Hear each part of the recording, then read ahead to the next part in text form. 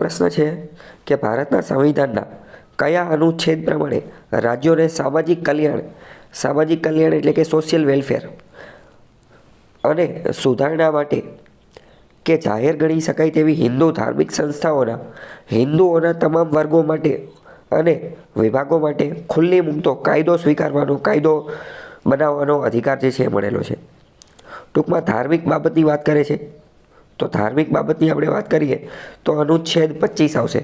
અનુચ્છેદ 25ની અંદર ધાર્મિક સ્વતંત્રતાની વાત કરેલી છે। ધાર્મિક સ્વતંત્રતા જો અહીંયા વાત કરીએ અનુચ્છેદ 17 તો એ તો અસ્પૃશ્યતા નાબૂદી છે, એબોલિશન ઓફ અનટચેબિલિટી, તો એને અહીંયા કંઈ લેવા દેવા છે નહીં।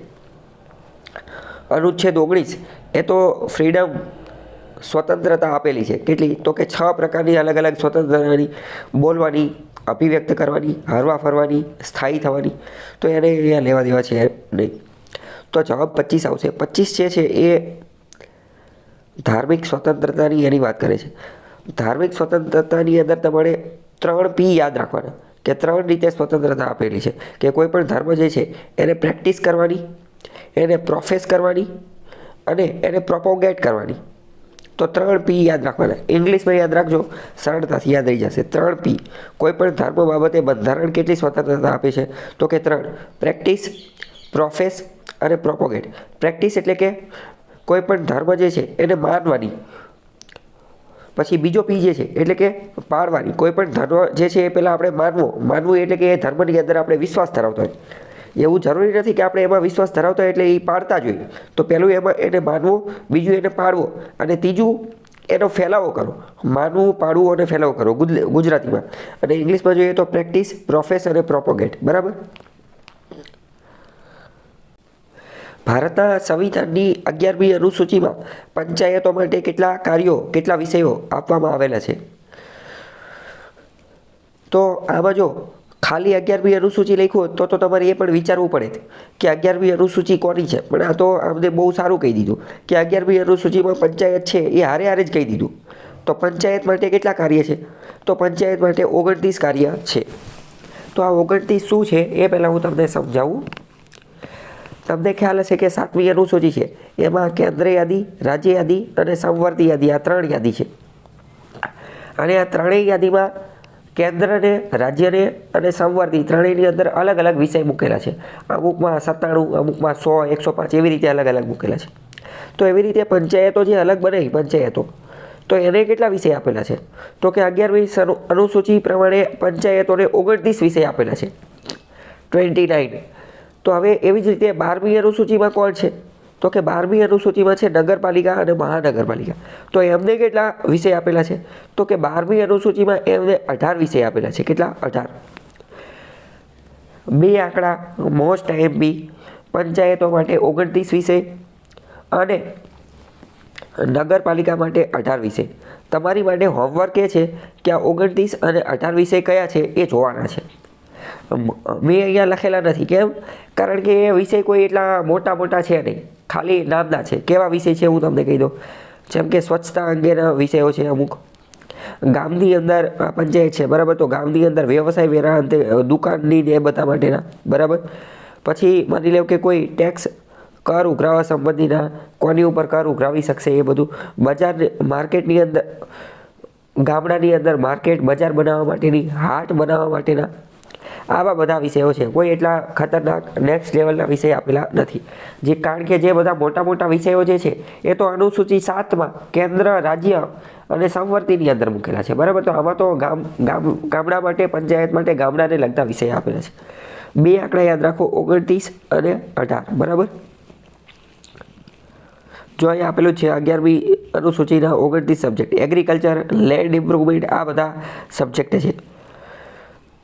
74માં બંધારણીય સુધારો 1992માં જે થયેલો હતો એના અંતર્ગત 12મી અનુસૂચિ જે છે એ દાખલ કરવામાં આવેલી હતી। પબ્લિક હેલ્થ, અર્બન પ્લાનિંગ, આ બધા કોની અંદર આવશે? તો આ જે 18 સબ્જેક્ટ જે છે મહાનગરપાલિકાના, નગરપાલિકાના, એની અંદર રોડ્સ એન્ડ બિલ્ડિંગ ને એ બધું પણ આવી જશે। Planning, road, bridge, water supply એ બધું આવશે, વોટર સપ્લાય પણ આવી જશે, બરાબર। હવે ચલો બીજું એક પ્રશ્ન એ કે મેં તમને કીધું અહીંયા તો આપી દીધું હતું કે આ 11મી અનુસૂચિમાં પંચાયતોનું જ છે, પણ ન આપ્યું હોય તો તમને ખબર હોવી જોઈએ તો પહેલાં કે 11મી અનુસૂચિમાં પંચાયત છે, તો પહેલાં તમને 12 અનુસૂચિ યાદ હોવી જોઈએ. શું તમને યાદ છે 12 અનુસૂચિ? કે ભારતની 12 ભારતના બંધારણની 12 અનુસૂચિ યાદ રાખવા માટેની એક ટ્રીક છે, પરંતુ આ ટ્રીક ઇંગ્લિશમાં છે, તો હાલ પૂરતી આપણે ઇંગ્લિશમાં જોઈ લઈએ. બરાબર. ગુજરાતીમાં પણ ટ્રીક છે, એ પણ મેં ઓલરેડી યુટ્યુબમાં મૂકેલી જ છે, પણ હવે તમને તો યાદ જ છે તો કંઈ કરવાની જરૂર નથી. અત્યારે ઇંગ્લિશમાં હું તમને કહી દઉં. ઇંગ્લિશમાં શું છે તો કે ટીયર્સ ઓફ ઓલ્ડ પીએમ. યાદ રાખવાનું, ટીયર્સ ઓફ ઓલ્ડ પીએમ. તો પહેલાં ટી એટલે શું તો કે ટેરેટરી એન્ડ સ્ટેટ્સ, એટલે કે ટેરેટરી એટલે વિસ્તાર અને સ્ટેટ્સ એટલે કે રાજ્યો, સંઘ અને તેનું રાજ્ય ક્ષેત્ર, એના જે વિસ્તારો જે છે. પછી ઈનો મતલબ શું થાય? ઇમોલ્યુમેન્ટ્સ. ઇમોલ્યુમેન્ટ્સ એટલે કે ભથ્થાઓ, બધા ભથ્થાઓ. બરાબર. જે બધા પૈસા અને પગારને એ બધું મળતું હોય ભથ્થાઓ. અને તમે એવી રીતે પણ યાદ રાખો. ચલો બીજી અનુસૂચિમાં છે, તો આમાં મોટે ભાગે એવું યાદ રાખવાનું કે 2 નંબરના પૈસા. મોટે ભાગે આપણે એવું વાત કરતા હોય, કોઈ બહુ અમીર વ્યક્તિ બની જાય તો એવું કે આની પાસે તો બધા 2 નંબરના પૈસા છે. તો આમાં પૈસાની બધી વાત, ભથ્થાની ને બધાની વાત 2 નંબરની અંદર છે. એ ઉપર વાત કરીએ તો ઓથ એન્ડ અફિર્મેશન. એ ઉપર અફિર્મેશન. બરાબર. તો અફિર્મેશન એટલે શું તો કે શપથ જે છે એની અંદર આપેલા છે. અને તમે એવી રીતે યાદ રાખી શકો કે શપથ જે છે, બરાબર, તો શપથની અંદર શું છે તો કે 3 અક્ષર છે. શપથ, સ, પ અને થ, 3 અક્ષર છે. તો અનુસૂચિ પણ કઈ હશે? શપથની. એ 3જા નંબરની અંદર આપેલી છે. અથવા તમે એવું યાદ રાખી શકો કે મુસ્લિમ સમાજની અંદર લગ્ન વખતે તમને ખ્યાલ હશે 3 વાર એવું બોલવામાં આવે, કબૂલ હે, કબૂલ હે, કબૂલ હે. તો એ એક રીતે શપથ જેવું થયું ને, તો 3 વાર બોલવામાં આવે તો 3જી અનુસૂચિ. બરાબર. પછી 4થી અનુસૂચિ જે છે, તો અહીંયા જો આર આવેલો છે. આર તો કે આર એટલે કે રાજ્યસભાની સીટ. રાજ્યસભાની સીટ જે છે એ રાજ્યસભાની સીટ. આને તમે બીજું એવી રીતે યાદ રાખી શકો, ચોગડો તમે લખો. બરાબર. ચોગડો તમે લખો ને તો 4 નંબર. તો એ તમે જો ચોગડો, જ્યારે તમે ઇંગ્લિશનો ચોગડો લખશો તો એ ખુરશી જેવું હોય ને એવું લાગે છે. ખુરશી જેવું. બરાબર. કે એમાં માણસ બેસી શકે, એની આકૃતિ ખુરશી જેવી જ છે. તો યાદ રાખી લેવાનું કે આ સીટની વાત કરે છે. ચોગડો જે છે એ ખુરશી જેવું, કે અહીંયા કોઈ માણસ બેઠો હોય વચ્ચે એવું લાગે છે. બરાબર. તો એટલે કે રાજ્યસભાની સીટ એની અંદર આવી જશે, અથવા આ આર ઉપરથી. પછી ટીયર્સમાં એસ છે, તો એસ એટલે કે શિડ્યુલ એરિયા. શિડ્યુલ્ડ એરિયા, આરક્ષિત વિસ્તારો, આદિજાતિ વિસ્તારો. પછી ઓ છે, તો કે ઓ એટલે કે અધર ટ્રાઇબલ એરિયા. 5મી અને 4થી બંને અનુસૂચિની અંદર શિડ્યુલ એરિયા આપેલા છે, અને બંનેની અંદર અલગ અલગ આપેલા છે. 4થી અનુસૂચિ જે છે, 5મી અનુસૂચિ જે છે, 5મી અનુસૂચિ એમાં 4 રાજ્ય આપેલા છે, અને અધર ટ્રાઇબલ એરિયા છે 6ઠ્ઠી અનુસૂચિ જે છે એમાં 10 વિસ્તારો આપેલા છે, 10 રાજ્યો આપેલા છે. બરાબર. પછી એફ આવશે, તો કે એફ ઉપરથી ફેડરલ લિસ્ટ આપેલું છે. એટલે કે 7મી અનુસૂચિ, તો 7મીમાં જે સંઘ યાદી, કેન્દ્ર યાદી, રાજ્ય યાદી અને સમવર્તી યાદી એ આવશે. ઓકે. પછી ઓ ઉપરથી શું આવશે તો કે ઓફિશિયલ લેંગ્વેજ, એ 8મી અનુસૂચિ ઉપરથી. 8મી. એવી રીતે પણ યાદ રાખી શકાય. આ એટલે 8મી અનુસૂચિ, અને ભ એટલે ભાષા. આ ભ 8મી અનુસૂચિ અને ભાષા. બરાબર. પછી ઓફ ઓલ્ડ પીએમ, તો એલ એટલે લેન્ડ રિફોર્મ. તો લેન્ડ રિફોર્મ, જમીન સુધારણા સંબંધિત જે છે એની સંબંધિત જ 9મી અનુસૂચિ બનાવવામાં આવેલી હતી. 9મી અનુસૂચિ. બરાબર. તો એ લેન્ડ રિફોર્મ, જમીન સુધારણા સંબંધિત કહી શકાય. અથવા 9મી અનુસૂચિ જે છે એને નિયમો અને વિનિયમો પણ કહેવામાં આવે છે. નિયમો અને વિનિયમો એની માટેની અનુસૂચિ, તો એ પણ 9મી છે. બરાબર. પછી ડી ઉપર જોઈએ 10મી અનુસૂચિ, તો એ ડિફેક્શન. 52માં સુધારા અંતર્ગત જે બનાવવામાં આવેલી હતી એ ડિફેક્શન, એટલે કે પક્ષ પલટા વિરોધાની. બરાબર. 11મી જોઈએ તો એ પણ પંચાયતો 73માં સુધારાથી બનાવેલી હતી 1992માં. અને એમ છેલ્લી 12મી અનુસૂચિ મ્યુનિસિપાલિટી, એ પણ 1992માં 74માં સુધારાથી. પહેલાં તમને ખબર હોવી જોઈએ કે શરૂઆતમાં 8 અનુસૂચિ હતી, અત્યારે 12 અનુસૂચિ છે. 12ના નામ ખબર હોવી જોઈએ. અને જે વધારાની 4 જે ઉમેરવામાં આવી, તો એ 4 ઉમેરવામાં જે આવી છે એ કયા કયા સુધારા અંતર્ગત ઉમેરવામાં આવી છે. તો પહેલાં 8 હતી, 9મી કઈ આવી તો કે નિયમો અને વિનિયમો, પરિનિયમો, લેન્ડ રિફોર્મ, જમીન સુધારણા સંબંધિત જે આવેલી હતી એ. બરાબર. એ પ્રથમ બંધારણીય સુધારાથી ઉમેરવામાં આવી. 9મી. એવી રીતે યાદ રાખી શકો કે પહેલાં 8 અનુસૂચિ હતી, અને પછી જે 9મી ઉમેરાઈ ને, તો એ તરત જ પહેલાં જ બંધારણીય સુધારામાં ઉમેરાઈ ગઈ. બરાબર. પછી 10મી, તો એ પક્ષ પલટા વિરોધી ધારો એ 52માં સુધારાથી ઉમેરવામાં આવી. પછી પંચાયતો 73માં સુધારાથી, અને મ્યુનિસિપાલિટી 74માં સુધારાથી. ઓકે. યાદ રહેશે કે નહીં? આગળ છે 2 વિધાન આપેલા છે કે બાળ મજૂરીને અટકાવવા અંગે બાળ મજૂર પ્રતિબંધ અને નિયમન અધિનિયમ 1986નો કાયદો છે. તો હા, બરાબર, બિલકુલ સાચી વાત છે. 1986નો ચાઇલ્ડ લેબર પ્રોહિબિશનમાં અને રેગ્યુલેશન અંતર્ગતનો એક એક્ટ બનાવવામાં આવેલો છે. તો એ વાત બિલકુલ સાચી છે. બીજી વાત કરીએ કે ભારતીય સંવિધાનના અનુચ્છેદ 24માં 14 વર્ષથી નીચેની વયના બાળકોને કોઈ કારખાનામાં કે ખાણે કામ રાખી શકાશે નહીં. એ વાત સાચી છે? તો કે હા, એવી જોગવાઈ છે. એ વાત સાચી છે, બિલકુલ સાચી વાત છે. 24 વર્ષ કરતાં નીચેની ઉંમરના બાળકો હોય એને ભારે જોખમી ઉદ્યોગોની અંદર કામે રાખી શકાય નહીં. બરાબર. હવે જો આની અંદર અમુક એક્સેપ્શન પણ છે કે બાળકોને જે છે એ કામે રાખી શકે, પણ એ ભારે ન હોવું જોઈએ, જોખમી ન હોવું જોઈએ. જોખમી ભારે કામ જે છે એ ન હોવું જોઈએ. અને બીજું એ કે એ કામ જે છે ને એ એના માતા પિતાનું જ હોવું જોઈએ. તો કે એના માતા પિતા જે છે, માતા પિતાનું કામ ચાલતું હોય, ઘર ઘરાવ કોઈ કામ ચાલતું હોય, MSME ટાઈપનું, જેમ કે ખાખરા બનાવવાનું, ગૃહ ઉદ્યોગ પ્રકારનું કોઈ ઘરે કામ ચાલતું હોય, તો આવા નાના કામની અંદર બાળક જે છે એ માતા પિતાની મદદ કરી શકે છે. પણ મોસ્ટ ટાઈમ બી શું કે એમનું ખુદનું બાળક હોવું જોઈએ. બરાબર. બાકી 24 અનુચ્છેદ બાળ મજૂરી પ્રતિબંધક ધારો છે, બાળ મજૂરીને અટકાવવાનું કામ કરે છે. તો અહીંયા બે વિધાન સાચા છે. ઓકે. પ્રશ્ન પૂછે છે કે ભારતીય સંવિધાનના આમુખમાં ભારતના નાગરિકોને નીચેનામાંથી કઈ એક બાબત ઉપલબ્ધ કરાવવાની ખાતરી આપવામાં આવતી નથી. એટલે કે આમુખમાં કઈ વસ્તુ લખેલી નથી. તો કે સામાજિક ન્યાય લખેલું છે? તો કે હા, લખેલું છે. રાજનીતિક ન્યાય લખેલું છે. તકની સમાનતા લખેલું છે. ધર્મની સમાનતાની કોઈ વાત કરેલી નથી. ધાર્મિક સમાનતાની કોઈ વાત કરેલી નથી. ધાર્મિક સમાનતાની વાત જે છે એ અનુચ્છેદ 15ની અંદર કરેલી છે કે ધર્મ, જાતિ, જ્ઞાતિ, જન્મસ્થળ એના આધારે કોઈ સાથે જે છે એ ભેદભાવ નહીં કરી શકાય. તો એ તો અનુચ્છેદ 15માં છે. આ અમુકમાં કંઈ છે નહીં. આમુખ શું છે? તો આમુખ જે છે એ પહેલાં ઓબ્જેક્ટિવ રિઝોલ્યુશન હતું. આમુખ ઓબ્જેક્ટિવ રિઝોલ્યુશન જવાહરલાલ નહેરુ દ્વારા તૈયાર કરવામાં આવેલું હતું. તો એ શેની માટે હતું કે આપણે બંધારણ જ્યારે પહેલાં જ બનાવવાનું હતું તો નક્કી કર્યું કે બંધારણ બનાવવા બેસી જ આવી, પણ પહેલાં આપણી પાસે કંઈક પાયારૂપ વસ્તુ તો હોવી જોઈએ ને કે આપણે ભારત દેશનું બંધારણ કેવું બનાવવા માંગીએ છીએ. કંઈક ફોલ્ડર, કંઈક ટેકનિક, કંઈક કીવર્ડ તો હોવા જોઈએ ને કે આપણું કંઈક બનાવશું, આપણે આવું હોવું જોઈએ. એને ધ્યાનમાં રાખી અને જવાહરલાલ નહેરુએ OR ઓબ્જેક્ટિવ રિઝોલ્યુશન ઉદ્દેશિકા પત્રિકા જે છે, ઓબ્જેક્ટિવ એટલે ઉદ્દેશ્યો, કે ભારતીય બંધારણ જે છે એના ઉદ્દેશ્યો કેવા હોવા જોઈએ, તો એ ઉદ્દેશ્યો લખી અને આમુખ તૈયાર કરેલું હતું. બરાબર. અને એના આધારે આપણે બંધારણ બનાવ્યું હતું. તો આજે આમુખ જે છે એ સૌથી પહેલાં બનાવ્યું હતું. બંધારણની શરૂઆત પણ આમુખથી જ થાય છે. પણ મોસ્ટ ઇમ્પોર્ટન્ટ, બંધારણના અલગ અલગ ભાગ અલગ અલગ વખતે સ્વીકારવામાં આવેલા હતા. તો બંધારણનો કયો ભાગ, કઈ વસ્તુ સૌથી છેલ્લે સ્વીકારવામાં આવેલી હતી?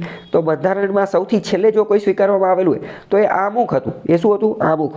વિધાનવાળા વાક્યમાં પૂછાઈ જશે, વિદ્યાર્થીઓ કન્ફ્યુઝ થાય કે બંધારણમાં સૌથી છેલ્લો સ્વીકારવામાં આવેલો ભાગ એ આમુખનો હતો. વિદ્યાર્થીઓને લાગે કે વિધાન ખોટું છે, કે આમુખ તો સૌથી પહેલાં આપેલું છે, તો એ તો સૌથી પહેલાં જ સ્વીકાર્યું હશે. બરાબર. તો એ ખોટું છે, કારણ કે એમાં જોઈ અને બધી વસ્તુ બનાવવાની હતી. એમાં જે ઉદ્દેશ્ય આપેલા હતા એ બધા જ ઉદ્દેશ્ય પૂરા થાય પછી જે છે એ આપણું બંધારણ બની ગયું એવું માનવામાં આવે. તો એ આમુખને પહેલાં કઈ રીતે સ્વીકારી લેવાય? કારણ કે એવું બની શકે કે એમાં કંઈક નવો ઉદ્દેશ્ય નાખવાનો થાય, એટલે આખું બંધારણ બની જાય પછી પાછું ફરીથી આપણે એકવાર આમુખને વાંચવું પડે ને. આખું બંધારણ વાંચી લીધું પછી આમુખને વાંચવી તો ખબર પડે કે આમુખમાં જે લખ્યું એ બધી વસ્તુ આવી ગઈ, અને જો નથી આવી તો હજી ફરીથી નાખવી પડશે. બરાબર. એટલે આમુખને સૌથી છેલ્લે સ્વીકારવામાં આવેલું હતું. આમુખ ઉપર વારંવાર ક્વેશ્ચન પૂછાય છે. આમુખ ઉપર મેં 1-2 કલાકનો વિડીયો બનાવેલો છે, એ વિડીયો તમે જોઈ લેજો, એની ઉપરથી તમને આઈડિયા આવી જશે. બાકી અત્યારે હું તમને થોડી ઘણી વાત કહી દઉં. પહેલી વસ્તુ મોસ્ટ ઇમ્પોર્ટન્ટ, પહેલાં તો તમને આમુખ આખું યાદ હોવું જોઈએ. તમને આમુખ યાદ છે? પહેલાં તો એ છે આખું યાદ હોવું જોઈએ. બરાબર. નો યાદ હોય તો યાદ રાખી લેવાનું. અહીંયા આપણે જોઈ લઈએ કે આમુખ શું છે. તો કે we the people of India having solemnly resolved to constitute India into a sovereign, socialist, secular, democratic republic. તો પહેલાં તો પ્રશ્ન પૂછે છે આમુખની શરૂઆત ક્યાંથી થાય છે? તો કે આમુખની શરૂઆત થઈ છે વી ધ પીપલ ઓફ ઇન્ડિયા, અમે ભારતના લોકો. આમુખની અંદરથી મુખ્યત્વે 4 માહિતી મળે છે. એ 4 માહિતી જોઈએ. પહેલી માહિતી મળે છે સોર્સ ઓફ પાવર, એટલે કે સત્તા જે છે, સત્તા એનું ઉદ્ભવ સ્થાન કયું છે? સત્તા ક્યાંથી મળે છે? તો કે સત્તા ક્યાંથી મળે છે? તો કે we the people of India, અમે ભારતના લોકો, એમાંથી સત્તા મળે છે. વી ધ પીપલ ઓફ ઇન્ડિયા, અમે ભારતના લોકો, ત્યાંથી સત્તા મળે છે. બરાબર. પહેલું. બીજી વસ્તુ શું? તો કે નેચર ઓફ ઇન્ડિયન સ્ટેટ, ભારતીય રાજ્યનો પ્રકાર કેવો રહેશે? ભારતીય રાજ્ય, ભારત દેશ જે છે એનો પ્રકાર કેવો રહેશે? તો કે સોવરેન રહેશે, સાર્વભૌમ, સોશિયલિસ્ટ એટલે કે સમાજવાદ પ્રકારનો રહેશે, સેક્યુલર એટલે કે પંથ નિરપેક્ષ અથવા બિન સાંપ્રદાય પ્રકારનો રહેશે, ડેમોક્રેટિક એટલે કે લોકશાહી અને રિપબ્લિક એટલે કે પ્રજાસત્તાક. તો પહેલી વસ્તુ સોર્સ ઓફ પાવર, સત્તા ક્યાંથી મળે છે એ. બીજું કયું? નેચર ઓફ ઇન્ડિયન સ્ટેટ, ભારતીય રાજ્યનો પ્રકાર. બરાબર. જો ભારતીય રાજ્ય જ્યારે હું બોલું ત્યારે આ 28 રાજ્યની વાત નથી કરતા, પણ ભારત ખુદ પણ એક રાજ્ય છે, ભારત ખુદ એક સ્ટેટ છે. બરાબર. તો એ સ્ટેટની પરિભાષાની અંદર આપેલું છે, બંધારણના વિડીયોમાં ડિટેલમાં સમજાવેલું છે. અત્યારે ખાલી આપણે અમુક પૂરતા સીમિત રહીએ. બરાબર. પછી શું કહે છે કે and to secure all its citizen, અને નાગરિકોને સિક્યોર કરવામાં આવશે. શું? તો કે જસ્ટિસ, લિબર્ટી, ઇક્વાલિટી અને ફ્રેટર્નિટી. શું? 4 વસ્તુ નાગરિકોને સિક્યોર કરવામાં આવે છે: જસ્ટિસ, લિબર્ટી, ઇક્વાલિટી અને ફ્રેટર્નિટી. બરાબર. તો જસ્ટિસ એટલે કે પહેલાં ન્યાય આપેલો છે. તો કે ન્યાયના પણ પાછા 3 વિભાગ આપેલા છે. ન્યાય કયો ન્યાય? તો કે સોશિયલ, સામાજિક ન્યાય, ઇકોનોમિક, આર્થિક ન્યાય અને પોલિટિકલ એટલે કે રાજનીતિક ન્યાય. બરાબર. ચલો, અહીંયા હું તમને બીજી વસ્તુ કહી દઉં. આમુખ જોઈ અને તમને એક ખતરનાક વસ્તુ જોવા મળશે. શું ખતરનાક વસ્તુ જોવા મળશે? કે જો આ આખું આમુખ જે છે ને એ એક જ લીટીનું છે. આખું આમુખ એક જ લીટીનું છે, પહેલી વસ્તુ. બીજી વસ્તુ, અમુક વસ્તુ જે છે ને એ કેપિટલમાં લખેલી છે, અમુક વસ્તુ બોલ્ડમાં લખેલી છે. તો એનો પણ મતલબ છે. બીજી વસ્તુ, પહેલા ફકરામાં આપણે ભારતીય રાજ્યનો પ્રકાર જોયો, sovereign, socialist, secular, democratic, Republic. એને ધ્યાનપૂર્વક જોશો ને તો બધાની વચ્ચે જો ક્યાંય પણ અલ્પવિરામ નથી. ક્યાંય પણ શું? અલ્પવિરામ નથી. અલ્પવિરામ નથી. આનો મતલબ શું? આનો મતલબ એમ કે સોવરેન, સોશિયલિસ્ટ, સેક્યુલર, ડેમોક્રેટિક અને રિપબ્લિક બધું એક સાથે જ લાગુ થઈ શકે. એવું નહીં કે પહેલાં સોવરેન લાગુ કરી દીધું પછી રિપબ્લિક. તો કે ના, એવું ન ચાલે. બધું એક સાથે અને ક્રમિક રીતે જ લાગુ થઈ શકે. એક સાથે અને ક્રમિક રીતે જ લાગુ થઈ શકે. અને એક લાગુ થઈ જાય અને બીજું લાગુ ન થઈ જાય તો એનો કોઈ મતલબ રહેતો નથી. એટલે વચ્ચે કોમા પણ આપેલું નથી. બરાબર. બીજી વસ્તુ, આમાં જે વસ્તુ ક્રમમાં આપેલી તો ક્રમ પણ મહત્વનો છે. કે જસ્ટિસ, તો કે પહેલાં સામાજિક ન્યાય મળવો પડે.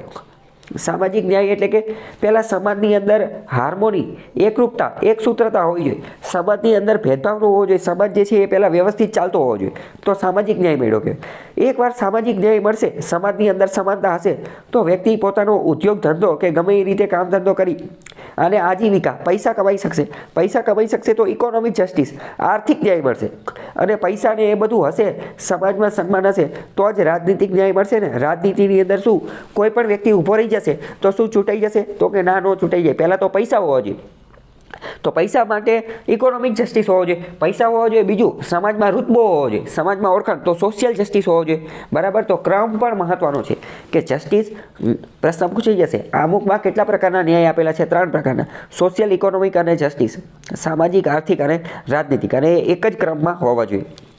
પછી લિબર્ટી એટલે કે સ્વતંત્રતા. 5 પ્રકારની સ્વતંત્રતા આપેલી છે આમુખમાં. 5 પ્રકારની સ્વતંત્રતા આપેલી છે. અનુચ્છેદ 19ની વાત કરીએ એમાં 6 પ્રકારની સ્વતંત્રતા છે, જ્યારે આમુખમાં 5 પ્રકારની. કઈ કઈ? થોટ, એક્સપ્રેશન, બિલીફ, ફેઇથ અને worship. Yes, right. Thought, expression, belief, faith અને વર્શિપ. TEBFW. તે બેસ્ટ ફ્રેન્ડ W. TEBFW એનું કંઈક જે બનતું હોય એ રીતે તમારે બનાવી અને કહી દેવાનું. TE એટલે તે, BF એટલે કે બેસ્ટ ફ્રેન્ડ અને Wનું પછી બનાવી દેવાનું. બરાબર. થોટ, એક્સપ્રેશન, બિલીફ, ફેથ અને વર્શિપ. વિચાર, અભિવ્યક્તિ, વિશ્વાસ, ધર્મ અને ઉપાસના. બરાબર. તો આવી 5 સ્વતંત્રતા આપેલી છે. પછી ઇક્વાલિટી એટલે કે સમાનતાની વાત કરેલી છે. તો સમાનતા કેટલી આપેલી છે? 2 સમાનતા આપેલી છે. તો કે equality of status and opportunity and two promote, એટલે કે સ્ટેટસ અને તકની સમાનતા. તકની સમાનતા, સ્ટેટસ અને તકની સમાનતા એ આપવામાં આવેલી છે. અને પછી વાત કરીએ કે ફ્રેટર્નિટી. ફ્રેટર્નિટી એટલે કે બંધુત્વતા, ભાઈચારો. ભારતના તમામ લોકો માટે જે છે ફ્રેટર્નિટી, બંધુત્વતા જે છે એની વાત કરવામાં આવેલી છે. અને તમામ લોકોની ડિગ્નિટી, ઇન્ડિવિડ્યુઅલ ડિગ્નિટી, મહાનતા જળવાઈ રહે એની વાત કરેલી છે. અને unity and integration of nation. Fraternity રાખશો, બંધુત્વતા રાખશો તો ભારતની યુનિટી એકતા જળવાઈ રહેશે અને ઇન્ટિગ્રિટી અખંડિતતા જે છે રાષ્ટ્રની એ જળવાઈ રહેશે. તો એ ફ્રેટર્નિટી માટે જરૂરી છે. બરાબર. તો ત્રીજા નંબરની આ વસ્તુ આપેલી છે કે નાગરિકોને કઈ કઈ વસ્તુ મળેલી છે. નાગરિકોને કઈ કઈ વસ્તુ મળેલી છે એ ત્રીજા નંબરનો પોઈન્ટ. અને છેલ્લે શું આપેલું છે કે in our constituent assembly This 26th day of November 1949 do hereby adopt, enact and give to ourselves this constitution. કે આ તારીખના દિવસે અમે બંધારણ સભા જે છે એ અમને ગિફ્ટ આપીએ છીએ. બરાબર. પ્રશ્ન પૂછાઈ જશે આમુખમાં કઈ તારીખ લખેલી છે? તો આમુખમાં 26 નવેમ્બર 1949ની તારીખ લખેલી છે કે જ્યારે આ બંધારણ લાગુ થયું હતું અને બની અને પૂરું થયું હતું. લાગુ તો નહોતું થયું, લાગુ તો પછી થયું હતું, બની અને તૈયાર થઈ ગયું હતું એ. બરાબર. તો સૌથી છેલ્લી ચોથા નંબરની આમુખમાં કઈ બાબત આપેલી છે કે જે લાગુ થયું એની તારીખ, જ્યારે લાગુ થયું એની તારીખ. બરાબર. તો આમુખ એ અત્યંત મહત્વનું ડોક્યુમેન્ટ છે. વારંવાર એમાંથી પ્રશ્નને એ બધું પૂછાતું હોય છે. બરાબર. નીચે આમુખ લખેલું છે એ તમે તમારી રીતે વાંચી શકો છો. આખું તમને યાદ હોવું જોઈએ. આમુખ જે છે એનું એક ગીત પણ બનાવેલું છે, યુટ્યુબમાં અવેલેબલ છે. હું તો ટેલિગ્રામ ચેનલમાં શેર કરી દઈશ.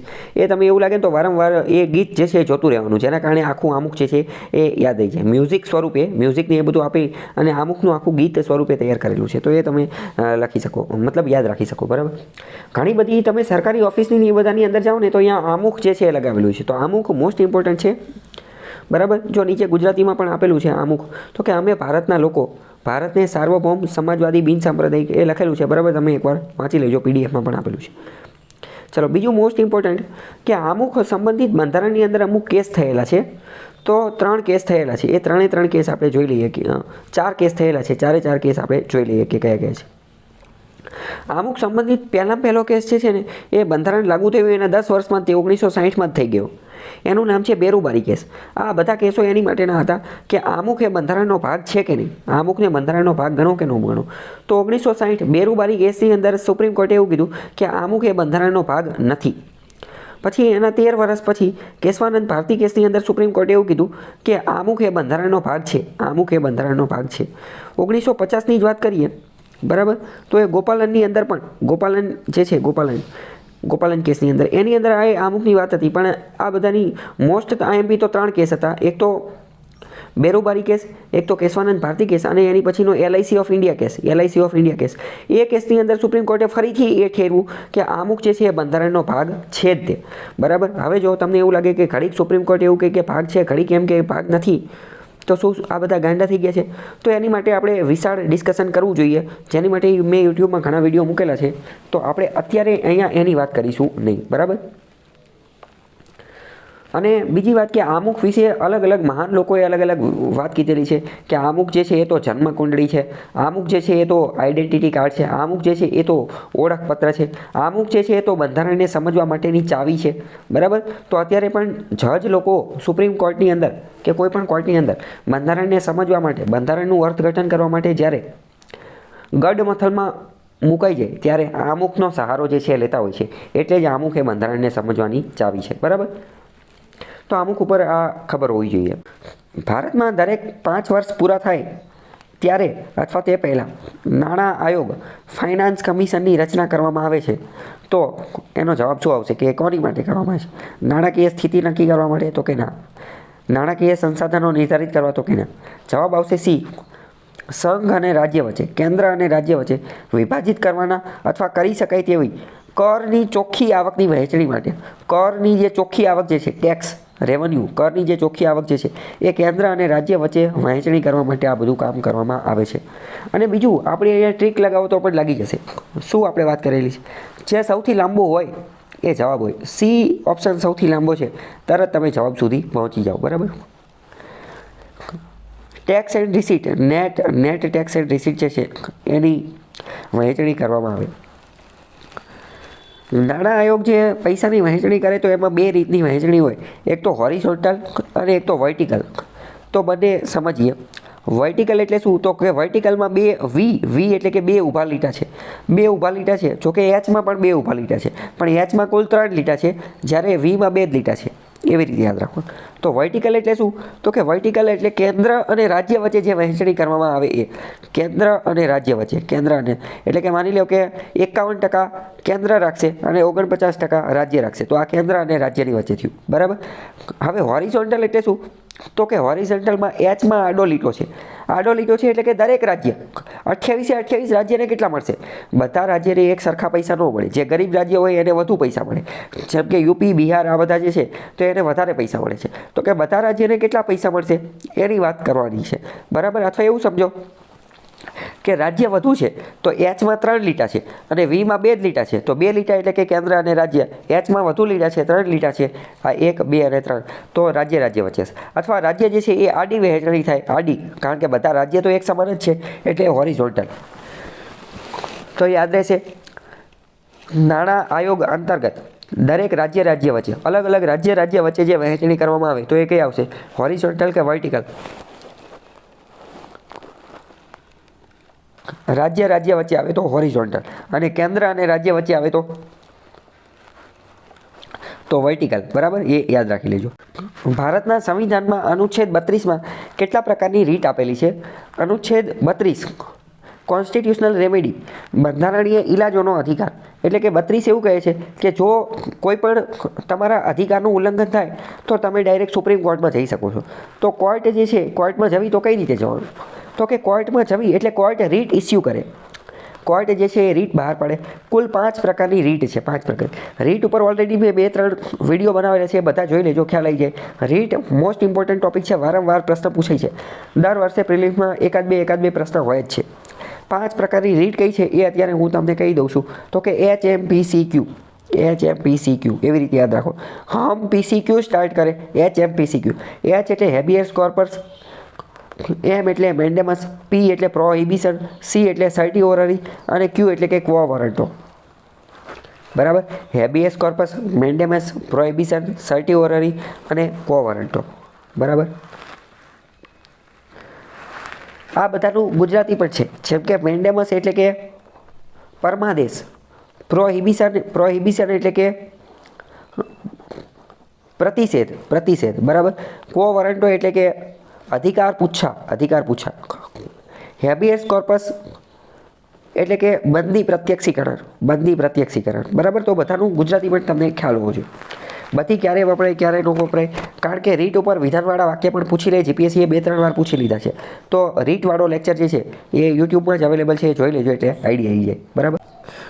નાણાં કમિશન એટલે કે ફાઇનાન્સ કમિશન એટલે ભારતના સંવિધાનના અનુચ્છેદ ખાલી જગ્યા અનુસાર રાજ્યપાલે રચેલું. બરાબર. હવે જો પહેલાં તો આપણે વાત કરીએ નાણાં કમિશન, ફાઇનાન્સ કમિશન, એ અનુચ્છેદ 280માં આવે.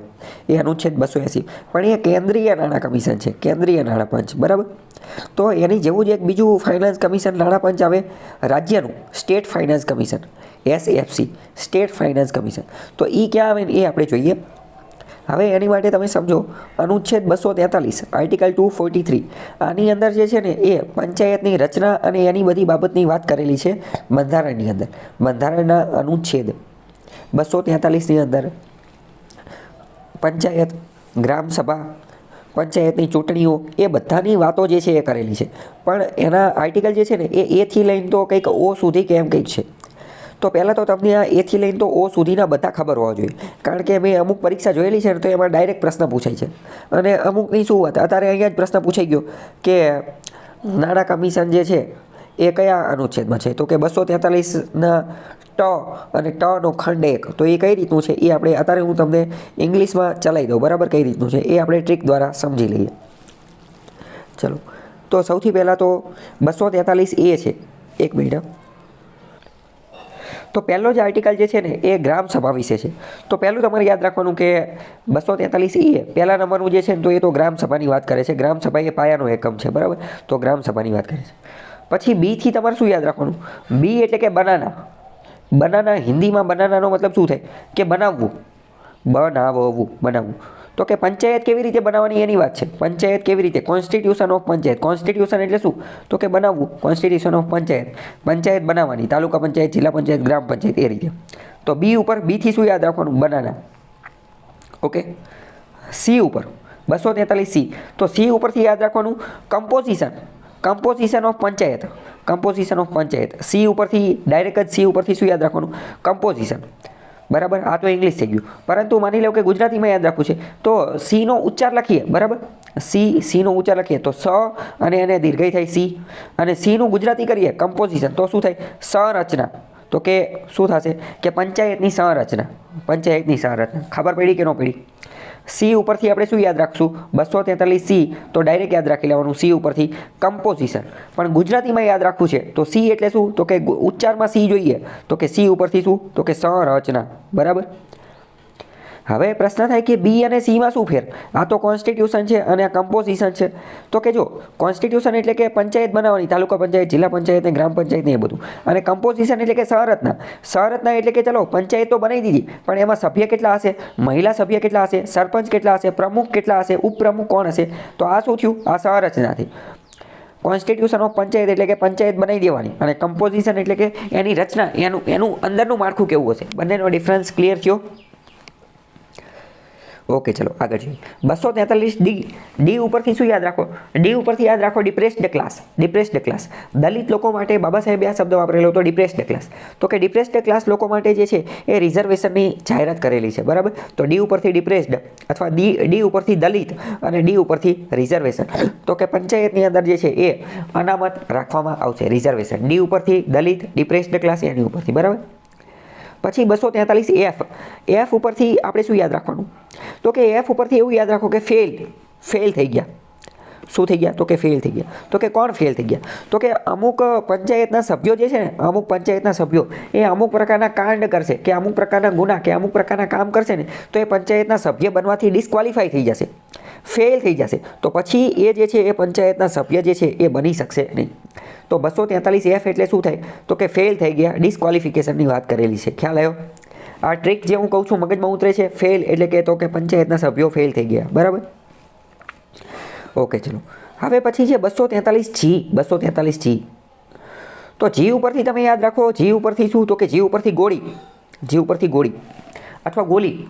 આપણે ગોળી ખાતા હોય, આ બંદૂકની ગોળીની વાત નથી, અથવા તો બંદૂકની ગોળી સમજો તો બંદૂકની ગોળીની અંદર એ પાવર હોય, શક્તિ હોય કે કોઈ પણને મારી નાખે, પહેલી વસ્તુ. બીજી વસ્તુ, આપણે ગોળી ખાતા હોય ક્યારે? તો કે વિટામિનની ગોળી હોય, અથવા ડૉક્ટરે આપણને કોઈ ગોળી આપેલી હોય. જ્યારે આપણને અશક્તિ આવી ગઈ હોય ત્યારે આપણને ગોળી આપે કે જેના કારણે આપણી અંદર પાવર, શક્તિ આવી જાય. તો બસ 243 જીથી આપણે ગોળી લઈ લેવી તો શું થાય? કે રાજ્યને પાવર આપે. શેની માટેનો? તો કે પંચાયત જે છે, પંચાયતને કઈ રિસ્પોન્સિબિલિટી, જવાબદારી આપવાની છે, પંચાયતને કઈ ઓથોરિટી આપવાની છે, એનો પાવર કોની પાસે રહેશે? એનો પાવર રાજ્ય પાસે રહેશે. એટલે કે કઈ પંચાયતને કેટલો પાવર આપવાનો, કેટલી સત્તા આપવાની, એ દરેક રાજ્ય પોતપોતાની રીતે નક્કી કરશે, બરાબર. જી એટલે કે ગોલી, પાવર, સત્તા કોની પાસે? પંચાયતની તમામ સત્તા રાજ્ય સરકાર પાસે છે. તો આની ઉપરથી આપણને એ પણ ખબર પડે કે પંચાયત જે છે એ રાજ્ય યાદીનો વિષય છે. કેન્દ્ર આમાં બહુ જાજુ કરી શકે નહીં. ખ્યાલ આવ્યો કે ન હોય? જી ઉપરથી ગોલીથી શું મળશે? પાવર મળશે, અથવા ગોળીની અંદર શક્તિ રહેલી છે, કોઈ પણને મારી નાખે, પાવર. ઓકે, આગળ વાત કરીએ કે 243 તો ઈને આપણે કઈ રીતે યાદ રાખવું? ચલો, તો ઈ જે છે ઈ એબીસીડીની અંદર કેટલામાં નંબરનો અક્ષર છે? તો કે 5મા નંબરનો અક્ષર છે, 5મા નંબરનો અક્ષર છે. અને પંચાયતની મુદત કેટલી હોય? તો કે 5 વર્ષની હોય, બરાબર. તો કે 243 ઈ 5મા નંબરનો અક્ષર છે, ઈ 5મા નંબરનો અક્ષર છે. તો કે ડ્યુરેશન ઓફ પંચાયતની મુદત કેટલી રહેશે એની વાત કરેલી છે. તો કે 5 વર્ષની રહેશે પંચાયતની મુદત. ઓકે, ઈ પણ મગજમાં બેસી ગયું. ચલો આગળ જોઈએ. આગળ વાત કરીએ 243 એચ. તો એચની અંદર શું છે? તો કે પંચાયત જે છે એ કયા ટેક્સ નાખી શકશે અને ફંડ ઉઘરાવી શકશે, ટેક્સ માટેની એ બધાની વાત કરેલી છે, ટેક્સની અને એની વાત કરેલી છે, બરાબર. તો એ એચની કોઈ ટ્રીક છે નહીં. એચ તમારે એમને યાદ રાખવું પડશે, અથવા એચટી એવું યાદ રાખી શકો. એચટી હટ, અહીંથી હટી જા, અહીંથી શું થા? હટી જા. કે એચ તો કે ટેક્સ, એચ તો કે ટેક્સ, બરાબર. પછી છે 243 આઈ ઉપરથી શું યાદ આવે? આઈ આવે એટલે તરત જ આવી જાય કે ઇન્કમ. આઈ ઉપરથી શું યાદ આવે? ઇન્કમ એટલે કે પૈસા, આવક. ઇન્કમ એટલે કે પૈસા. આઈ ઉપર ઇન્કમ, પૈસા, આવક. તો તરત જ શું આવશે? પૈસા અને આવક સાથે શું જોડાયેલું છે? તો કે સ્ટેટ ફાઇનાન્સ કમિશન, રાજ્ય નાણાં આયોગ, બરાબર. 243 આઈ. ખ્યાલ આવ્યો? બધા મગજમાં ફિટ થઈ ગયા કે નહીં? ફરીથી એકવાર હું બધા રિવાઇઝ કરી દઉં. 243 એ તો ગ્રામ સભાની વાત કરે છે. પહેલું જ ગ્રામ સભા યાદ રાખી લેવાનું, પહેલું ગ્રામ સભા. પછી 243 બી, તો બી એટલે કે બનાવવું, કે પંચાયતને બનાવવાની, constitution of panchayat, constitution of panchayat, પંચાયતને કેવી રીતે બનાવવાની એ બી એટલે બનાના. 243 સી ઉપરથી કમ્પોઝિશન ઓફ પંચાયત, સી ઉપરથી કમ્પોઝિશન, અથવા ગુજરાતીમાં જોઈએ તો સી ઉપરથી સંરચના, સી ઉપરથી સંરચના. 243 ડી ઉપરથી જોઈએ તો ડિપ્રેસ્ડ ક્લાસ અથવા દલિત લોકો, તો એમની માટે રિઝર્વેશન અનામતની વાત કરેલી છે. એફ ઉપર શું? તો કે એફ એટલે કે ફેલ થઈ ગયા, અસફળ થઈ ગયા, તો કે મેમ્બર ફેલ થઈ જશે, મતલબ કે ડિસ્ક્વોલિફિકેશન. મેમ્બર કેવા થઈ જશે? ફેલ, અસફળ, ડિસ્ક્વોલિફાઈ કરી દેવામાં આવશે, પદમાંથી કાઢી નાખો. જી, તો કે જી એટલે કે ગોલી એટલે કે પાવર એટલે કે શક્તિ. પંચાયતની બધી શક્તિ સ્ટેટ રાજ્ય પાસે છે. ઈની વાત કરીએ તો ઈ 5મા નંબરનો અક્ષર છે. પંચાયતની મુદત 5 વર્ષની હોય છે, તો કે ડ્યુરેશન ઓફ પંચાયત. એચ, તો એચ ઉપર આપણે યાદ રાખ્યું HT, હટી જાય અહીંથી, HT હટ. તો એચ ઉપર ટેક્સ, પંચાયત કયા ટેક્સ નાખી શકશે એ. અને આઈની વાત કરીએ તો કે આઈ એટલે કે ઇન્કમ, તો ઇન્કમ એટલે કેવું? તો કે ઇન્કમ સાથે જોડાયેલું છે ફાઇનાન્સ કમિશન, તો કે સ્ટેટ ફાઇનાન્સ કમિશન. બરાબર, મગજમાં બેસી ગયું? એવું લાગે તો જ્યારે પરીક્ષા હોય, પરીક્ષાના 1-2 દિવસ પહેલાં આ ટ્રીક જે છે એ જોઈ લેવાની, એટલે તમને યાદ આવી જાય. કારણ કે આ બધું કેવું છે કે આ બધા રોકડા માર્ક છે. આમાં જો હવે અત્યારે મેં તમને આ ટ્રીક ચલાવી દીધી, બરાબર. આમાં તમને ડાયરેક્ટ પ્રશ્ન પૂછી જશે કે રાજ્ય નાણાં આયોગ ક્યાં આવેલું છે, કયા આર્ટિકલમાં આવેલું છે. હવે તમને ખબર ન હોય તો તમે ડાયરેક્ટ 1 માર્ક જતો રહે. તો આવી બધી બાબતમાં આવી ટ્રીકથી યાદ રાખી લેવાનું, તો તરત બોનસમાં 1 માર્ક જે છે એ મળી જાય. બરાબર, ખ્યાલ આવ્યો? 1 જ દિવસ પહેલાં જોઈ લેવાનું. તો કે હવે ભારતીય સંવિધાનની અંદર, એટલે કે ભારતીય બંધારણ જે છે, ભારતીય બંધારણીય સુધારાથી અનુચ્છેદ 338A ઉમેરેલો છે, અનુચ્છેદ 338A. અને રાષ્ટ્રીય અનુસૂચિત જનજાતિ આયોગ બનાવેલું છે, national commission for scheduled tribe, NCST, national commission for scheduled tribe. તો એ 338A બનાવેલું છે. તો એ કયા સુધારાથી બનાવેલું છે? તો એ સુધારો હતો 89મો સુધારો. આની માટે પહેલાં તમને થોડી ઘણી વસ્તુ ખબર હોવી જોઈએ, એ તમે સમજો. પહેલાં સમજો કે આર્ટિકલ 338 કયો છે? તો કે આર્ટિકલ 338 છે NCSC, national commission for scheduled caste, national commission for scheduled caste. એની પછી બનાવ્યો 338A, તો કે એ બનાવ્યો NCST, national commission for scheduled tribe. અને અત્યારે બનાવ્યો 338B, તો કે NCSB, national commission for NCBC, national commission for backward class, national commission for backward class. બરાબર. તો આ 338A અને 338B, 338 SC માટે, 338A ST માટે, અને 338B જે છે એ કોની માટે? તો કે બેકવર્ડ ક્લાસ માટે. બરાબર. જો નીચે બધાના આર્ટિકલ આપેલા છે, national commission for scheduled tribe, બરાબર, શેડ્યુલ ટ્રાઇબ માટે જે બનાવેલો, બરાબર, તો એ પાછળથી ઉમેરેલો છે. પાછળ A અને B આવે તો આપણને ખબર પડી જાય કે આ તો સુધારાથી ઉમેરેલું હશે. A અને B આવે તો એ સુધારાથી, તો એ 89મો સુધારો હતો. બરાબર. જો આર્ટિકલ 338 તો NCSC, national commission for schedule, ખાલી 338 હોય તો શેડ્યુલ કાસ્ટ, 338A છે તો શેડ્યુલ ટ્રાઇબ, બરાબર. અને 338B તો NCBC, બેકવર્ડ ક્લાસ માટે. ઓકે, ખ્યાલ આવ્યો કે નહીં? યાદ રહેશે બધાની કલમ.